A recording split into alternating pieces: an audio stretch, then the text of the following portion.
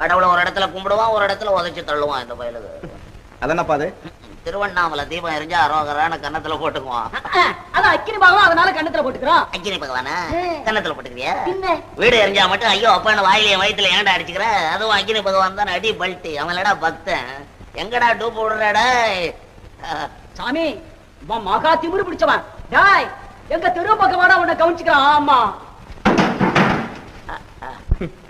பாத்தியாப்பா, அவன் உனக்கு திமிருங்கிறான். உனக்கு திமிரு என்ன? நீ ஏன் எடுத்த உடனே எட்டுனா கொடுக்குற?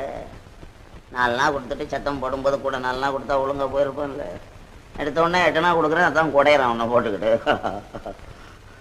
அது இருக்கட்டும், சோத்தை போட்டு போறேன். ஏப்பா வீட்டுல யாரும் இல்ல, வந்த உடனே போட சொல்ல. சரி சரி, சோறு போடுறதும் போடுறேன். கொஞ்சம் கறி சோறா போடு தம்பி, சாப்பிட்டு ரொம்ப நாள் ஆச்சப்பா. நாங்க கறி சாப்பிடறது இல்லையாப்பா? என் வீட்டுல பச்சியமா இல்ல, நாங்க ஜீவகாருண்ய கட்சியில சேர்ந்திருக்கிறோம். அடிச்சாங்க திங்கிறதுக்கு கூட கட்சி வச்சுக்கிட்டீங்கடா. எவ்வா எவ்வா ஜீவகாருண்ய கட்சின்னா என்ன தம்பி அர்த்தம்? அதாவது உயிர்களை கொலை செய்யக்கூடாது. நீங்க உயிரை கொல்றதே இல்லையா? இல்லையே. ராத்திரில மூட்டை பூச்சி கடிச்சா என்னப்பா செய்றீங்க? ஏப்பா கோச்சுக்காத. உனக்கு உண்மையிலேயே திமிருதாண்டா. கோச்சுக்காதராப்பா. இதெல்லாம் சொன்னா சோறு போடுறீங்களோ இல்லையா? இது வேற தகராறு. எப்பா